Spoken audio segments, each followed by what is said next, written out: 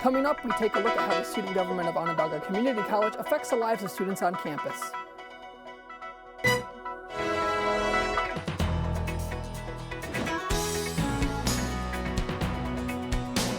Now, from the EMC studio at Onondaga Community College, this is ONTV Update. Good afternoon and welcome to ONTV Update. It's Friday, March 24th. I'm Michael Aldrich. And I'm Austin Sweeney. We begin with breaking news out of Syracuse. Police have now charged with Peter Rausch with leaving the scene of a fatal crash. He's the former investigator for the Onondaga County District Attorney who was arrested Tuesday after a hit and run on the city's north side. The victim, 18-year-old Seth Collier, died yesterday, so charges against him were upgraded. New bail is set at $50,000 cash. According to News Channel 9, Rausch pleaded not guilty in court this morning. We now know the cause of a house fire in Jamesville back on March 7th. Crews were called to a home on the 6100 block Singletree Lane around 8:15 a.m. that morning. The homeowner tells us that they were cutting wallpaper and some pieces slipped into the furnace, filling the house with smoke. The family was home at the time, but made it out safely. No one was hurt, and crews cleared the scene in less than an hour. Onondaga Community College is a school with many programs for students with differing interests. One of those programs, the Student Association, allows students to have an effect on their community. There's always something happening at Onondaga Community College, but many students may be unaware of why some things run so smoothly. The OCC Student Association is responsible for many important things that affect students all across campus. The biggest thing we're involved in is clubs on campus. We're in charge of organizing and overseeing all club activities on campus. We are trying to expand that by getting our student officers to actually get out into the student body and to accommodate any issues that students have on campus. For those looking to change the way things operate around campus, involvement in the Student Association is key. Once a month, the association holds a meeting with the president of OCC, Dr. Casey Crable, to discuss student issues. If you sign up for the Student Association, you can run to hold one of their many positions. But before you go around sticking flyers everywhere, you should know that the process is a bit more complicated than that. Right now, you can go to room G114 to pick up an application. It requires getting some signatures and just filling out your name and stuff like that, writing a personal statement, and then you have to give a short little speech about why it's important to you to be the next officer. For those looking to run in the Student Association, the deadline for the SGA meeting is April 3rd. For more information on the Student Association, visit students.sunyocc.edu. If you're looking for SNAP benefits on campus, you might be in luck. On the first Tuesday of every month, there will be assistance offered by Tracy Clark from the Food Bank of Central New York. Clark will be available to provide free private family assistance if you or a loved one may qualify for SNAP benefits. For more information, call the Community Care Hub at 315-498-2801 or visit their office in room G134 at the Gordon Student Center. For those of you looking for something sweet to eat when you visit Destiny USA, national chain Cinnabon is coming to the mall this spring. The shop will be located on the first floor next to Old Navy. Cinnabon is best known for its cinnamon rolls made with the cream frosting and brown sugar. The exact date of the grand opening has not been announced. Cinnabon recently opened a shop at Crossgates Mall in Albany last December. A barber in Manlius owns his very own barber shop after being in college for a while. He shows us that you can own a business today, even without a college degree. In this day and age, a college degree is required for most jobs, but a local businessman proves that you don't even need to graduate to become successful. Once I tried school and stuff, I realized that I had something I was good at and I enjoyed doing it, so I decided that the next step would be for me to open a shop. Taylor Horseman owns a barbershop in Manlius called Shaving Face, and he did it after trying college from 2 different schools. Well, first I went to SUNY Fredonia and transferred out to California, Orange Coast College for a bit, and then came back here to OCC. The story of how he got into cutting hair is actually pretty unique, as he learned a majority of it himself. So I ended up buying a pair of my own clippers and looking at YouTube videos, trying to cut my own hair and cut some buddies, and eventually got pretty good and had a lot of the school coming to me for cuts, and then Anthony over at Saving Face decided to train me and became an apprentice barber and kind of went from there. The shop is still fairly new, so there's still some things to be learned. Well, there's always new trends around the corner. I mean, a few years ago, people were getting their hair cut real short, lots of fades, and now, you know, it's a lot longer, more casual kind of stuff. So we're always adapting to whatever fashion throws at us. Taylor has had a dedication to cutting hair for years, and everyone should have a dedication to something they enjoy. I'd say make sure you have a passion, because if you're passionate about something, you'll do everything you can to be the best at it, and you'll grow from there. Okay. If you would like to visit Saving Face, it's located at 127 East Seneca Street in Manlius. For more information or to book an appointment, call 315-692-2638. Coming up next, we're looking at some rain for the weekend. Luke Peets joins us for the full forecast. Also, he takes a look at the solar panels on campus and how the change of seasons affects them. Stay with us, you're watching ONTV Update.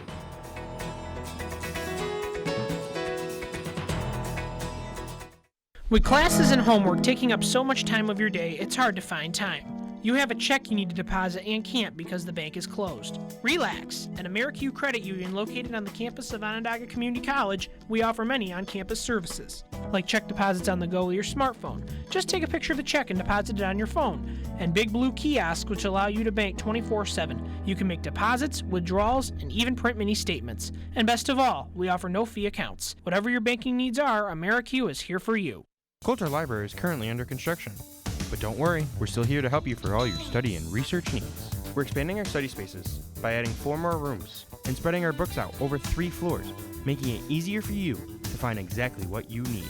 We're updating our library classroom to give you the tools and technology you need to get ahead, from helping you to that next assignment to giving you a place for lifelong learning. Call, stop by, or visit us anytime at library.sunyocc.edu. Explore, discover, transform at Coulter Library. Autumn is a time of change, and Starbucks has a great selection to accommodate any craving you may have. That's why I'm glad to have a place like Starbucks at OCC.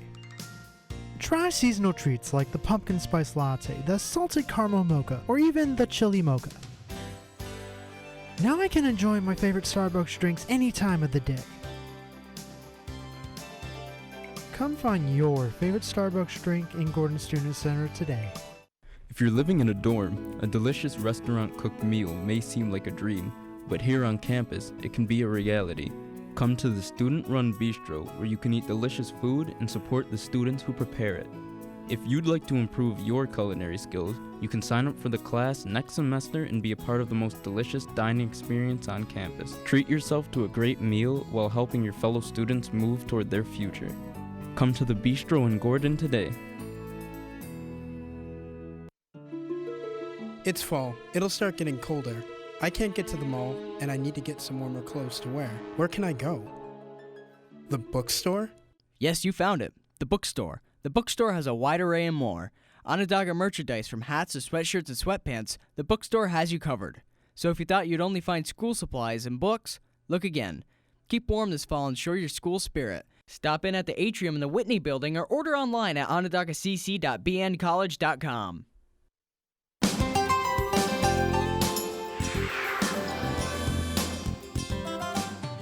Welcome back to ONTV Update. Luke Peets is here right now with our weekend forecast. Luke, how's the weather looking for this weekend?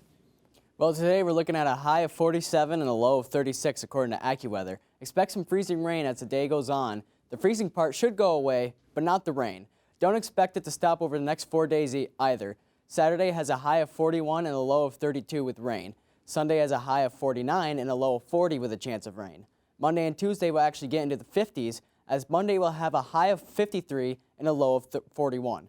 Tuesday will be up to 56 and a low of 36. Both days are cloudy with a chance of rain.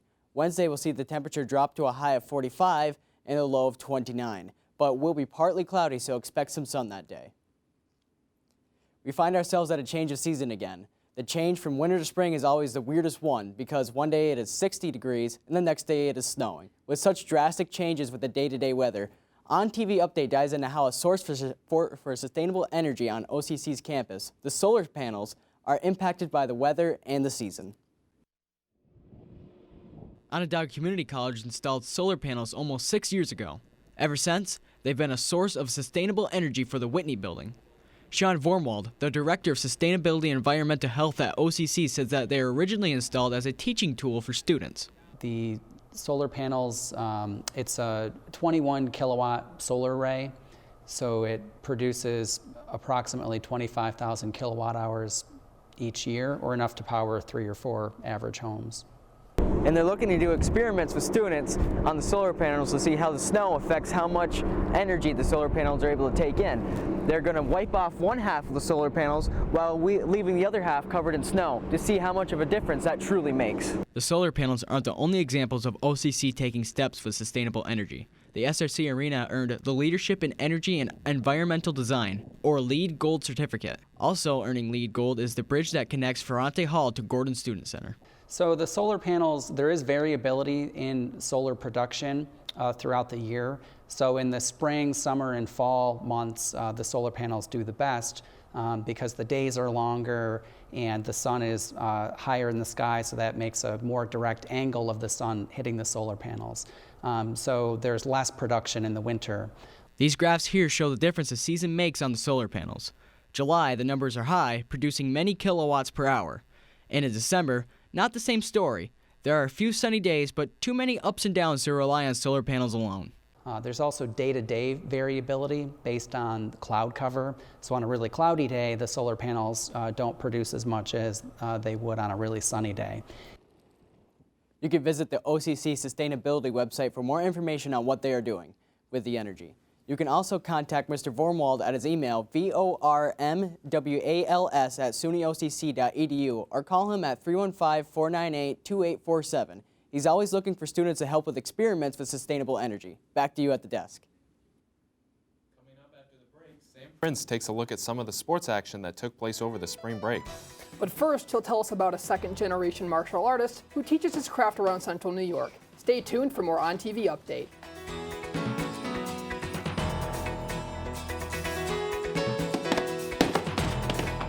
You may have walked by Coulter Library and seen that we're under construction, but we're still going strong. We have over 200 computers, 10 study rooms, and a 24-hour chat service where you can speak directly to a librarian. Our vast and diverse research collection will meet your academic needs. And here at Coulter, you'll find social gatherings and events to help you connect with the community. Experience Coulter Library today.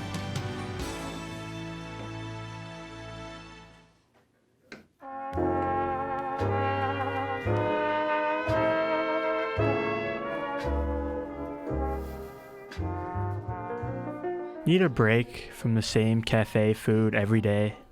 Quit the assembly line and head over to the Bistro, a live restaurant ran by students in the hospitality program who cook you food to order and serve it restaurant style.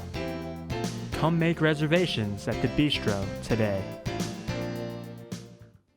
I think the remodeling gives it a good look.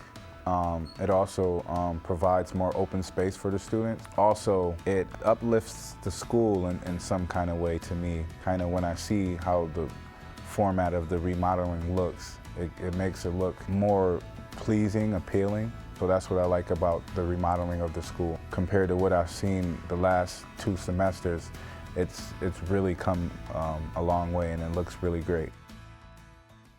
I try and give them a little bit of an idea of what it's like to work as a designer. Hopefully the main thing they get is the work ethic, that it is a lot of work. It's art is one of the hardest things to survive in.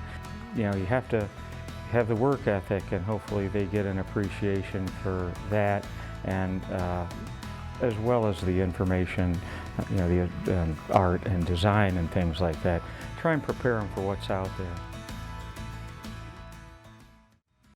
I think that we're really lucky to be able to serve the community like this. There's a lot of people that work really hard to support our program in the college and in the community, and I'm really grateful because I feel really lucky that I can be here and train people who really want to do this job. And they go out and I see them all over the place, and they're all out there taking care of people, and that's wonderful. We know you can succeed, and we want you to succeed.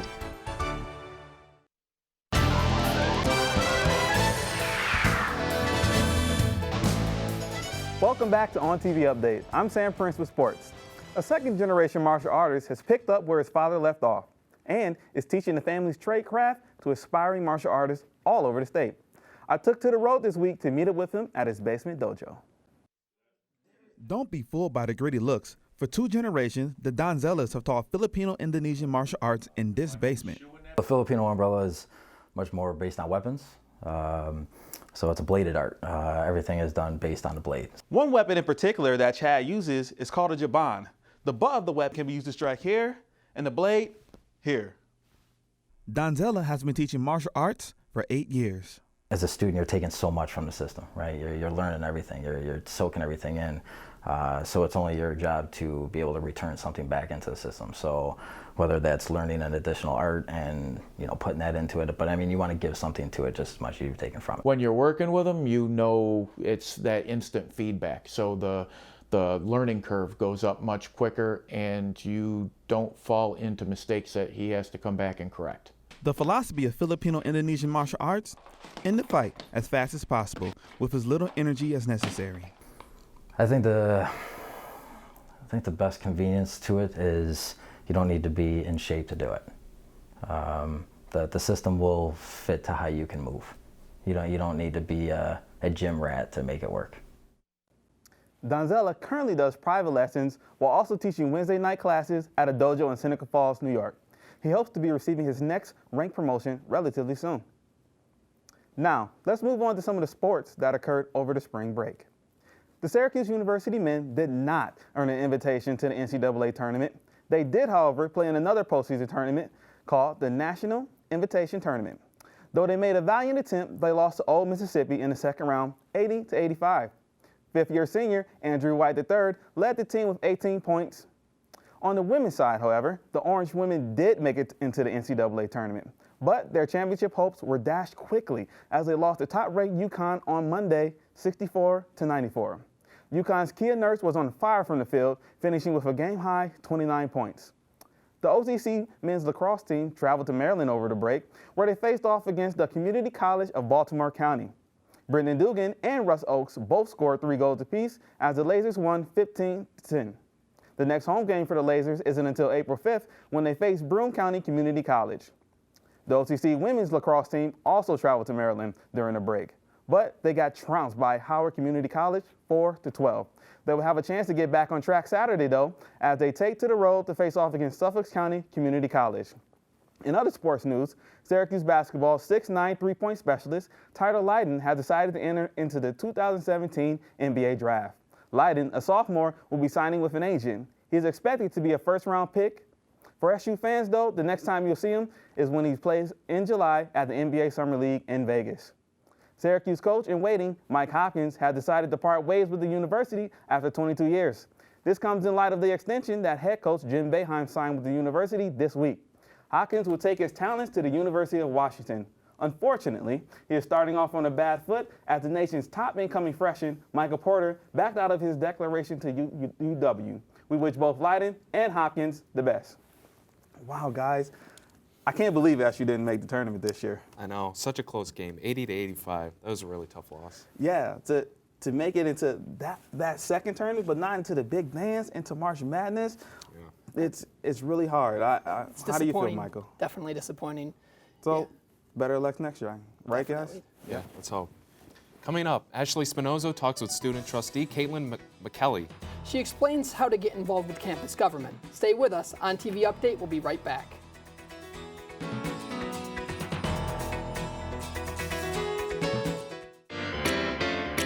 Library is good. Now they're building it. It's almost done, and it's good. You can use computers. You can use books over there. So it's good, like, to spend your time if you don't have class. You can do your homework. And in the learning center over here is good too. They try to teach you a lot of things. They understand where you come from, and they help you. The best part about OCC is just having that one-on-one interaction with your professors that really help you out with tests, homework. It helps a lot. At the tutoring center, helps a lot. For this semester, I had to take physics, and one tutor helped me out a lot with that class. I would recommend OCC to people that really want a good environment to go to with smaller class sizes and have just the experience to go forward in college.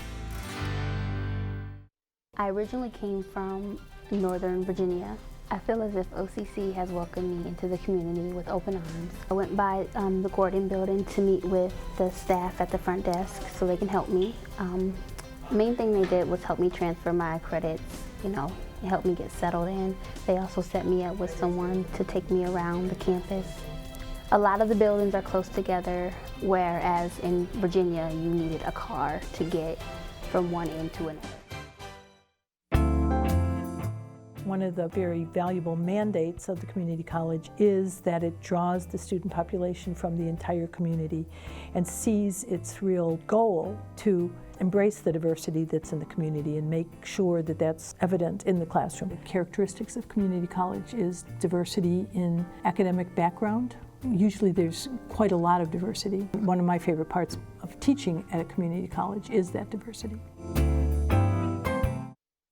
My classes have a nice balance between doing your own work as an individual and working in groups. I find that most of my classmates are here to learn, and it makes it a nice balance when doing group projects. One of my favorite classes was web design, and it definitely opened up my eyes to what I can potentially do with that career. I think my classes overall are quite enjoyable. A lot of them pertain to what I'm actually wanting to learn, but overall I love it. You can really learn some great things here. Welcome back to ONTV Update. Student government on OCC's campus is sometimes highly overlooked by its enrolled class, especially by commuters. ONTV Update's Ashley Spinozo introduces us to current student trustee with hopes to find out just what being a part of campus life and student government is truly about. One of the slides said, "You are not alone. Come over and ask your questions." Being a commuter at any college can be difficult, but for OCC student Caitlin Malecki, student government has given her a chance to be fully immersed in the campus as our student trustee. I think people realize that there is a board of trustees, and it's pretty sad because they're the ones who are voting on the decisions that are made based on this campus. Not only does being involved in student government improve communication skills, but statistics show that students who are engaged with their campus are notably more successful. In this lecture hall right behind me is where students, faculty members, and student officers meet to discuss items like events going on campus or transferring to different colleges, student diversity, and campus safety. Right now, the school is looking for new student officers. Some qualities that make a good leader would be responsible, honest, funny, organized, and dedicated. If you're interested in applying, contact the student government office. It helped me with my people skills and networking skills and getting comfortable talking at those meetings in front of people, and also how to do like the proper etiquette with attending meetings and stuff like that, which I think are important life skills, especially since I'm a business major. They're things that I pretty much need in life. In Mawhinney Hall, I'm Ashley Spinozo on TV Update. If you're interested in hearing more about our student government, board meetings are held every other Monday on OCC's main campus in Mawhinney Hall, room 245. These sessions are open to the public. Luke is back now with the weekend forecast. How's it look, Luke? This weekend will unfortunately be a cold one. Don't expect it to be higher than the 40s. Today we'll only have a high of 47 and a low of 36. Saturday we'll see a high of just 41 and a low of 32. Then Sunday is going to have a high of 49 and a low of 40. It should rain all weekend.